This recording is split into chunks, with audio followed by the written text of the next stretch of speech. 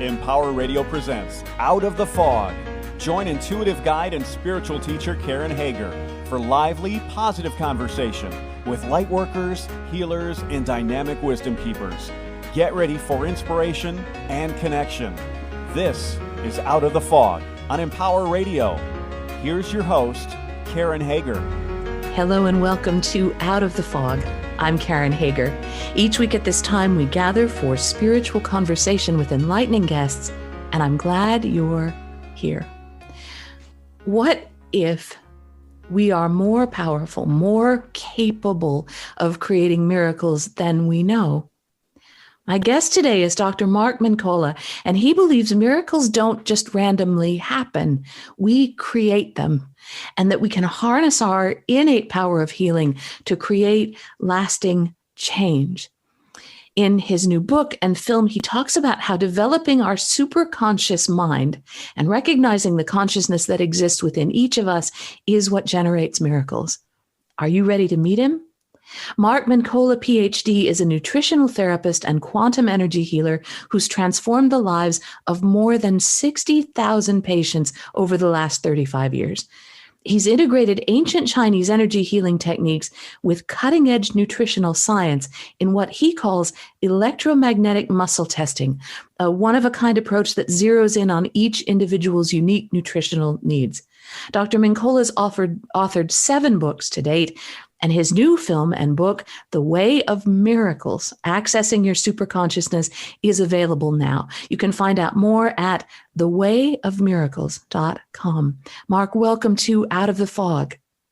Karen, thanks so much for having me. It's great to be back. What is a miracle? What do you mean when you say that? A miracle is the divine expression of change that manifests a radical turnaround from totally unexpected results. I think that in the film that you talked about, the Way of Miracles film, there's a number of different miracles that took place. There's one woman that we have in the film, you may remember. She had a tumor the size of a large golf ball in her frontal lobe. And she had surgery. They removed the tumor from her brain surgically. And 2 months later, it grew back. And she said, I can't go through that procedure again. There's no way I can go through brain surgery again. Impossible. I just can't do it. I can't do it. Can't bring myself to do it. So she looked for an alternative. So she was sent to me by a friend. And we worked together very closely. And I did her energy assessments. I put on a program, dietary program, nutrition program, put on supplements, et cetera, et cetera. And in 5 months, her brain tumor abated completely went away. And she's been tumor-free for 9 years. That's a miracle.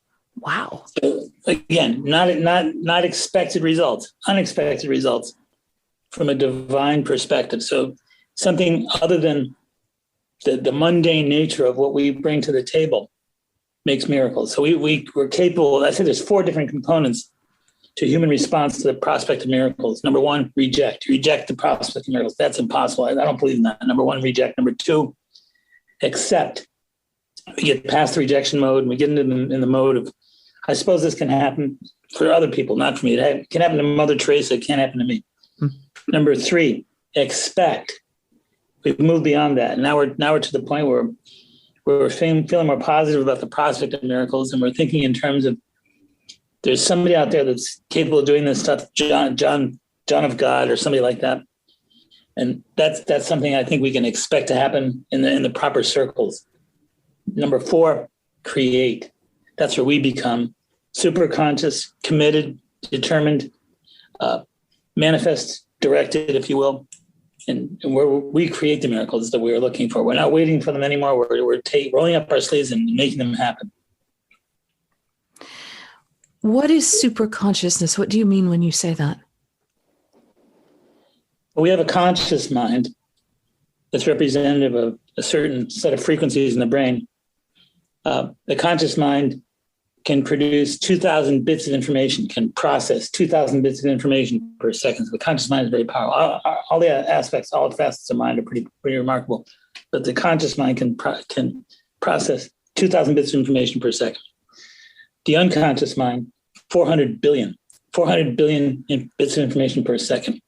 So there's different aspects of the of the subconscious mind. The subconscious mind and the unconscious mind are similar, except for the fact that they intentionally block negative memories, hardships growing up as a kid, abuse, abandonment, things like that. The superconscious mind takes us to the next level. Superconscious mind is when we end up in that delta brainwave state. You meditate deeply, you pray deeply, you get into a trance state, if you will. And you go beyond typical meditation into a trance state. In that deeper trance state, you become transcendent. You're not just an ego anymore. You're not just a material body. You're not just a personality. You are consciousness. So again, we don't have consciousness. We are consciousness. Mm-hmm. I think when we're in the superconscious mind, we superfluously project that. I think that's when we're in our highest state of being, in the superconscious mind. So again, meditating to the deepest level you can imagine, and then going further to the next level, and producing a frequency that's between 0 and 4 cycles per second. Very slow cycles, very slow cycles. You're eliminating the noise, the monkey mind. You're eliminating all the confusion, the anxiety. You're eliminating the tension, the stress, the confusion, the busyness of thought. And the more you eliminate that, the more you slow down the frequency, the more you leave yourself open to the openness of superconsciousness, which is a limitless open space that invites you in a way that you bring your nothingness to a universe of everythingness. Mm. Mm. How can we get to that place, but also sustain it? I know for me on my spiritual practice, I maybe have touched that space briefly, but to sustain it is a different story. Well, there's a section in the book that actually talks about that. It talks about peak experience. The term peak experience is a psychological term, and it refers to when you break through a threshold with ecstasy, and there's giving birth to your first child type thing. I mean, there are different moments in life where we actually have peak experiences, where we take on ecstasy, become ecstatic. Those are called peak experiences. So I wrote about it in the book, and I said, our goal is to make peak experiences peak life. So not to just have a great moment, a peak moment, not just to have a time in your life where you are ecstatic, but actually to spread with equilibrium the ecstasy throughout all aspects of your life timelessly. I think here's the bottom line. Listen to this. I mean, time and space are illusions. I say if time is an illusion, then what's happening is the now, the NOW, the now is just repeating itself over and over and over. So I tend not to look at life as being timed, but I tend to think of it as now being repeated. And I think that brings a different quality to consciousness. There's nothing more powerful than the peak moment of now, the ecstasy of now. And to just take that energy and to spread it out in your life, to have it flow through every aspect of your life permanently, and to have now just continue to rename itself, resurrect itself, repeat itself, flow like the river, consistently and continuously. So instead of living in peak moments and moments of ecstasy with love and family and children and things like that, I think the objective is to get greedy, spiritually greedy, and to live in that state permanently, and to just allow the now of your being to be accentuated and to be repetitious. And when I say accentuated, because now brings us the total focus of consciousness, awareness, isness. One of the exercises in the book, I have people look in the mirror for 10 minutes. Have you ever looked in your eyes for 10 minutes, your own eyes for 10 minutes? Most people haven't. So looking in your own eyes for 10 minutes, do it. You'll change your whole consciousness. You'll change your being. You'll change your reality. You'll change your life dramatically. Looking in your own eyes for 10 minutes. That idea of being present in the ever renewing now. For listeners who are where their now has pain, where there now is dis-ease, imbalance in the physical or mental or energetic bodies, how can we be present in the now if it doesn't feel good where we are? Well, first of all, now doesn't have a quality until you assign it a quality. So now can be an open space, or it can be a full space. Now can be whatever you assign it to be. So if I'm thinking in terms of my pain and suffering as reoccurring in the now sense, then I'm basically going back to the concept of time. Mm-hmm.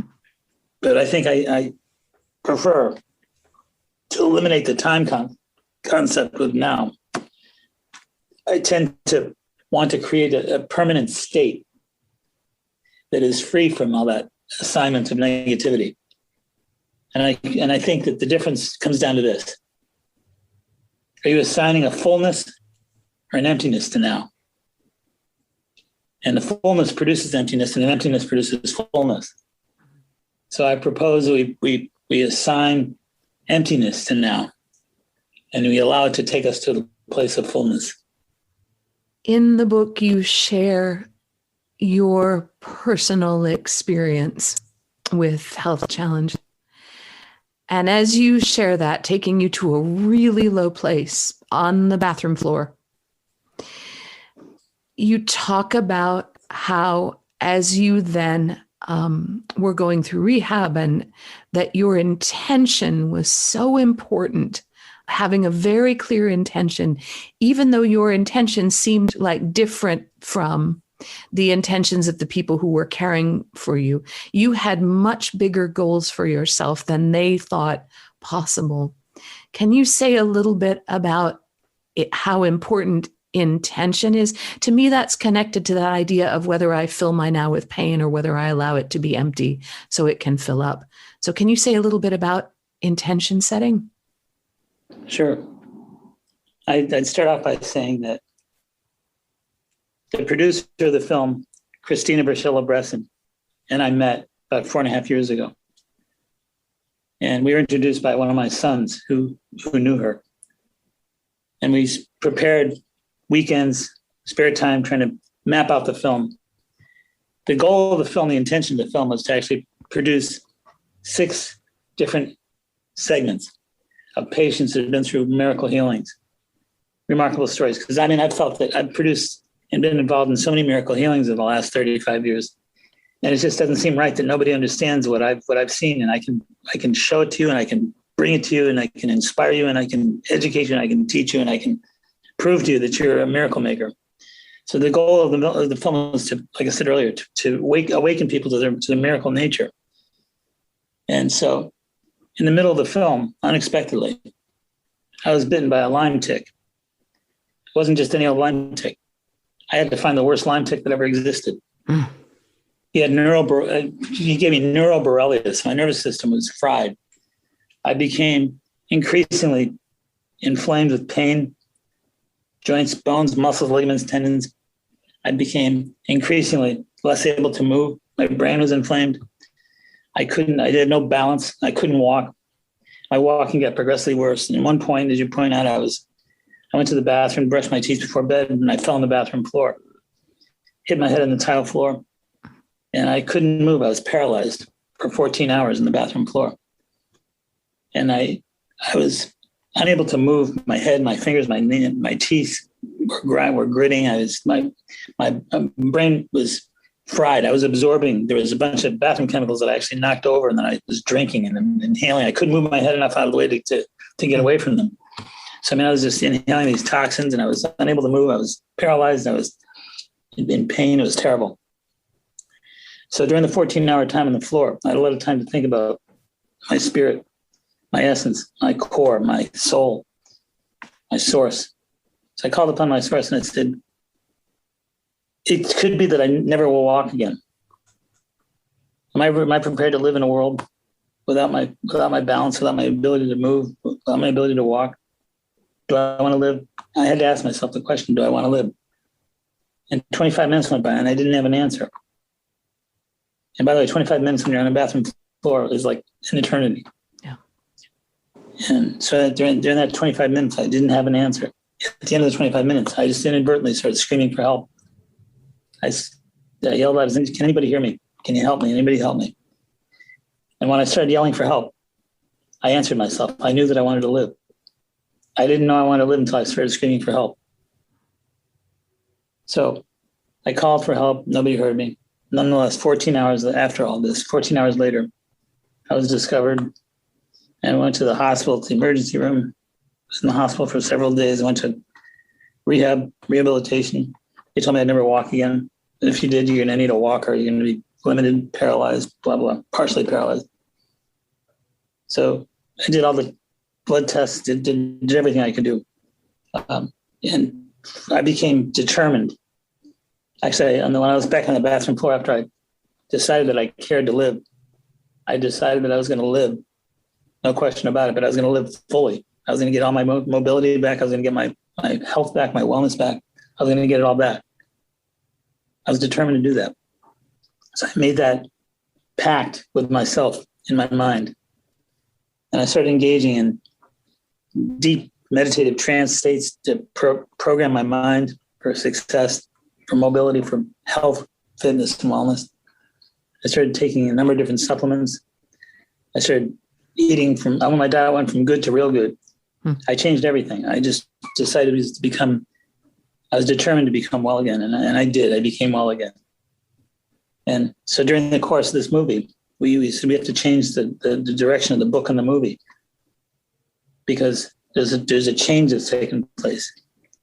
I experienced a miracle, and my unexpected miracle became an important part of the book and the film.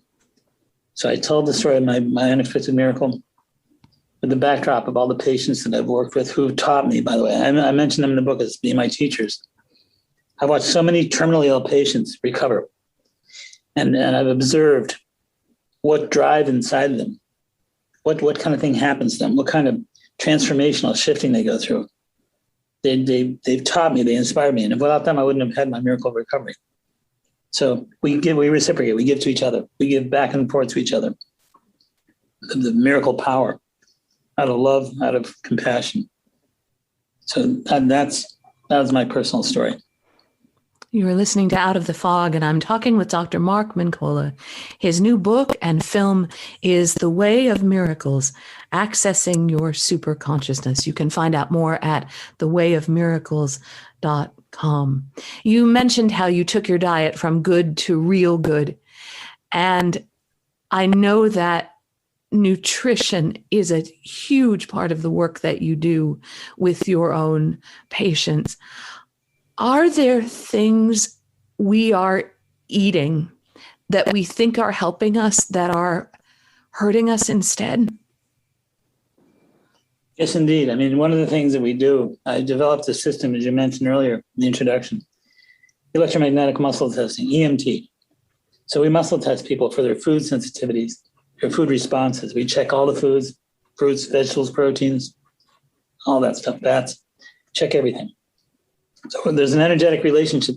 First of all, we are energy. Everything is energy. Everything is energy. Dr. Werner Heisenberg, back in 1937, won a Nobel Prize for teaching us that the universe is 99.999% energy, 0.001% matter. So everything is energy, number one. Number two, we are energy. If everything's energy, we certainly are energy. Our food is energy. So you interface two energies, like your body and the food you're eating, you can get an energetic reaction. Then all the reactions are positive. Not all the reactions are good ones. So we need to take the time to understand that blueberries can be good for you, but bad for your neighbor. Broccoli can be good for you, but bad for your neighbor. So we need to individualize. We need to tap into the energetic connection, the merging of these two energetic sources, and see how the elements pan out. So we measure energy food relationships, if you will, from 1 to 10, plus and minus. In other words, if I test you for broccoli and we pulse you to a plus 10, That's as high as you can get. Plus is good, 10 is the highest you can get. That's 100% factor. Whereas if you get a bad reaction to broccoli, and I test you for a -10, that's as bad as you can get. So we pulse everything, we score it up energetically. But you'd be surprised to find common foods, things like certainly things like wheat and dairy, as you can probably imagine, but things also like quinoa, things like peas, things like winter squash, things like shellfish, things like